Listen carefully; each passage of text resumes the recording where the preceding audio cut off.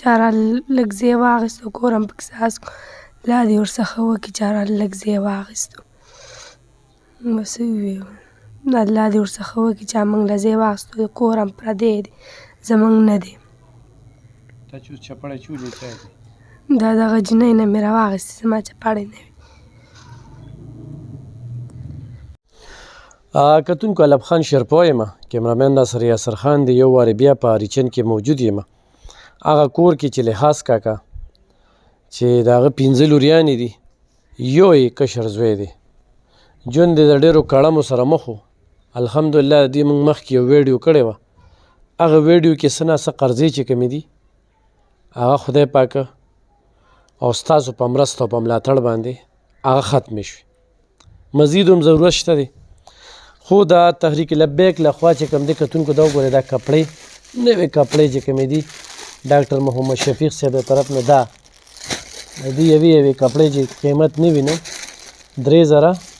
2.5 قیمت یې دی دا نوې بالکل فیک کپړې چې کوم دی هغه رال موږ ورته دغه چې کوم دی نو پیملی بنسپتي یو 15 کیلو ډبې روړو خبرې ترې به کوو او څه وایې په دې موقع باندې لحاظ کاکا السلام علیکم څنګه حال دی خیر دی ټیک ټاک بس ښه شکر د الحمدلله ټیم تیری انشاءالله که خیر یا ډېره ګزاره م کړې او جی ستا 15 لوریانې او 15 لوریانې دي یو هلک دی اوس زه بیمار یم بس دغه حالات دي بس ښه شکر دی ټیم تیریږي الله دې د خلکو سره م ښه وکړي ډېرو ملګرو را سره امداد وکړه الله دې ورسره امداد وکړي او بس نورو هم لا ضرورت شته بس ځکه چې زه خو بیمار یم که نه کار روزګار هېڅ پته نه لګي زه به کله کار روزګار سټارټوم بس دغه حالات دي بس بالکل کتونکو دی په کټ پروت دی دا د ټول فایلونه دي دا وګورئ جي او 15 لوریانې دي تر کومې چې د روزګار نه جوړ شوی تر هغې چې کوم دی نو دی ضرورتمند دی او دی پروت دی په دغه کټ دا وښایه دا بیلټ یې اچولي وي دا د چې کوم دی دا بیلټ اچولي وي دا وګورئ جي او دا راپروت وي که نه د ملا اپریشن یې کړو ښه څه به وایې جي تاسو زموږ تاسو ډېره مننه شکریه ادا کوو ستاسو موږ څه ډېر ښه وکړل ټول خدای پاک خوشحاله کړو ټول مسلمانان چا موږ څه لږ امداد کړی خدای دې ورڅه ډېر امداد وکړي ستاسو ګزاره وشوله ډېره لږه نه ډېره زموږ نه خوشحاله یې ډېر خوشحاله موږ چې ختمونه او سبقونه وي او تاسو ته دواګانې کوو الله دې ټولو مسلمانانو څخه وکړي چې موږ څه چا امداد کړی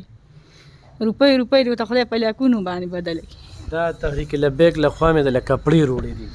بس خدای دې تاسو خوشحاله کړي صحیح ده خدای دې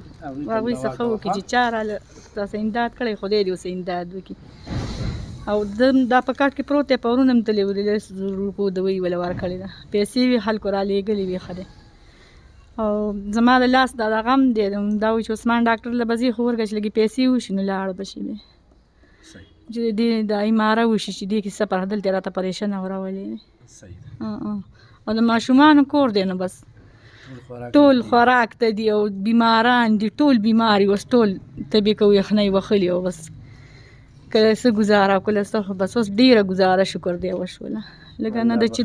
د دردونه قلار شو بس دا ګزاره شوه نور هر څه به کېږي څه به وایې په دې موقع ته موږ څه چا امداد وکړو الله دې ورسره امداد موږ ته ډېرې دواګانې کوي څوک موږ سره امداد وکړي اوس پورې به زما پلار باندې دړ راتلو دغه ډاکټر لی بوتلی اوس پې دړ نه راځي اوس ورسره ډېر ښه دی